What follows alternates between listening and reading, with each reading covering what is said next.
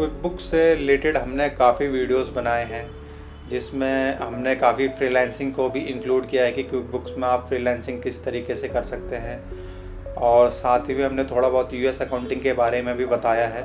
तो हम जो अब वीडियोस स्टार्ट कर रहे हैं उसमें हम जो मोस्टली फोकस रखेंगे वो क्विकबुक्स के बारे में और थोड़ा डिटेल में बताएंगे। और यूएस अकाउंटिंग में जो फॉर्म्स यूज़ होते हैं और यूएस अकाउंटिंग में जो टैक्सेस जो यूज़ होते हैं उसके बारे में बात करेंगे। और जो फ्रीलांसिंग प्लेटफॉर्म है उसके बारे में और डिटेल में हम बात करेंगे, क्योंकि अगर आप अपना career as a freelancer start करना चाहते हैं तो ये जो चीज़ें हैं, ये 3 चीज़ें आपकी क्लियर होनी चाहिए कि आप इन 3 चीज़ों में कैसे आप काम करने वाले हो। अगर हम जो क्विकबुक्स की ओवरव्यू की अगर बात करें तो क्विकबुक्स के ऑलमोस्ट जो हैं वो 50 लाख यूज़र हैं, मतलब 5 मिलियन यूज़र हैं। वहीं पर ही अगर हम क्विकबुक डेस्कटॉप से अगर मर्ज कर दें तो ऑलमोस्ट 8 मिलियन, मतलब 80 लाख क्विकबुक्स के यूज़र हैं। तो इससे आप आइडिया लगा सकते हैं क्विकबुक्स को कितना वास्टली यूज़ किया जा रहा है। क्विकबुक्स में अगर उसकी फंक्शनैलिटी की बात करें तो क्विकबुक्स बहुत इजी टू यूज़ सॉफ्टवेयर है। क्विकबुक्स को कोई भी इजीली चला सकता है, उसके लिए कोई ऐसा नहीं है कि अकाउंट्स का ही उसका बैकग्राउंड होना चाहिए। अगर कोई आर्ट से है तो वो भी क्विकबुक्स को इजीली चला सकता है। क्विकबुक्स में अगर उसके काफ़ी फ़ीचर देखें तो उसके जो क्विकबुक्स के काफ़ी फ़ीचर जो ईज़ी टू यूज़ है, जैसे कि अगर बैंक रिकन्सिलेशन की बात करें तो जो फीचर क्विकबुक्स प्रोवाइड कर रहा है बैंक रिकन्सिलेशन में, वो कोई भी अदर सॉफ्टवेयर प्रोवाइड नहीं कर रहा है। अगर हम क्विकबुक्स में बैंक रिकन्सिलेशन में उसमें जैसे हम ओपनिंग बैलेंस डाल सकते हैं, क्लोजिंग बैलेंस डाल सकते हैं, तो ओपनिंग बैलेंस और क्लोजिंग बैलेंस डालने के बाद क्लोजिंग बैलेंस जैसे ही हम डालते हैं तो जब तक हमारा बैंक रिकन्साइल कंप्लीट नहीं होगा तब तक जो क्विकबुक्स है उसको आगे जाने नहीं देगा। तो इससे आप जो है कभी भी बैंक रिकन्सिलेशन में गलती नहीं करेंगे। और अगर अदर जो क्विकबुक्स के फीचर्स की बात करें, जैसे अगर हम जो क्विकबुक्स की जो इनवॉइस प्रोसेसिंग की जो विंडो होती है उसमें अगर हम देखें तो क्विकबुक्स में जब हम इनवॉइस प्रोसेस करते हैं तो उसी विंडो से हम जो है कस्टमर को क्रिएट कर सकते हैं, हमें अलग जगह जाने की ज़रूरत नहीं है।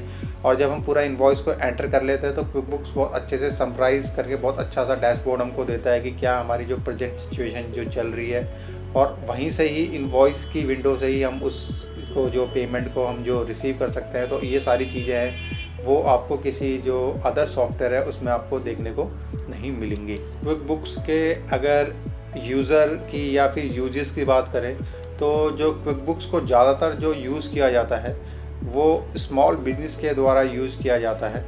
और स्मॉल जो बिज़नेस है वो काफ़ी ज़्यादा है किसी भी अगर हम कंट्रीज़ में देखें, जैसे यूएसए है, यूके है, कनाडा है, और यहाँ पर अगर इंडिया में भी देखें तो स्मॉल बिज़नेस काफ़ी जो ज़्यादा है वो जल्दी ग्रो हो रहे हैं। तो स्मॉल बिज़नेस जो मोस्टली हैं वो क्विकबुक्स को यूज़ करते हैं। और स्मॉल बिज़नेस का क्विकबुक्स को यूज़ करना हमारे लिए इसलिए बेनिफिशियल है क्योंकि कोई भी जो बड़ी कंपनी है वो या तो फ्रीलांसर को हायर नहीं करती या फिर अपना जो काम है उसको आउटसोर्स नहीं करती है।